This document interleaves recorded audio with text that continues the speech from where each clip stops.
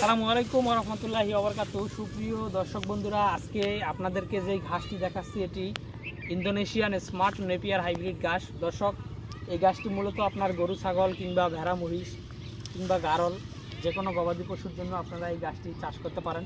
এই ঘাসটি দর্শক যেরকম প্রোটিন সেরকম কিন্তু ফলন, জমিতে আপনার প্রচুর ফলনও হয়। পাশাপাশি এই গাছটিতে প্রোটিন প্রায় 22 থেকে 25% প্রোটিনও পাওয়া যায়। এখন যেই গাছটি আপনারা দেখতেছেন এখানে কিন্তু মোটামুটি মিডিয়াম বয়স রয়েছে এই গাছের। এই বয়সে কেটেও খাওয়ানো যাবে, সম্পূর্ণটা গরু খাবে। পাশাপাশি এই গাছের গোড়ালিতে একটি দুটি এবং তিনটি করে কাটিংও কিন্তু হয়ে গিয়েছে। দর্শক, আপনারা যদি এখন চান আমাদের কাছ থেকে কিন্তু এই ইন্দোনেশিয়ান স্মার্ট নেপিয়ার গাছের কাটিংগুলো সংগ্রহ করতে পারেন। আমরা সুন্দরবন কুরিয়ার সার্ভিসের মাধ্যমে সারা বাংলাদেশে এই গাছের কাটিংগুলো ডেলিভারি দিয়ে থাকি। দর্শক, এই গাছটি আপনি দেখেন যে এক একটি জারে আপনার অনেক বেশি চারা হয়। দেখেন এখানে যদি দেখেন কী পরিমাণে চারা, এপাশে যদি দেখেন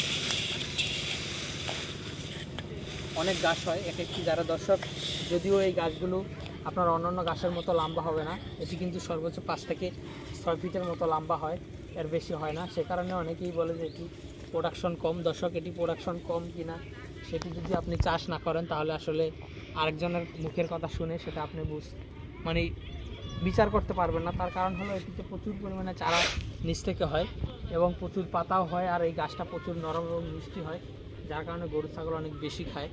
তো দর্শক, আজকে আর এখানে ভিডিও বানাবো না। যারা এই গাছের কাটিং সংগ্রহ করবেন তারা অবশ্যই স্ক্রিনে দেওয়া নাম্বারে যোগাযোগ করবেন। সকলকে অসংখ্য ধন্যবাদ।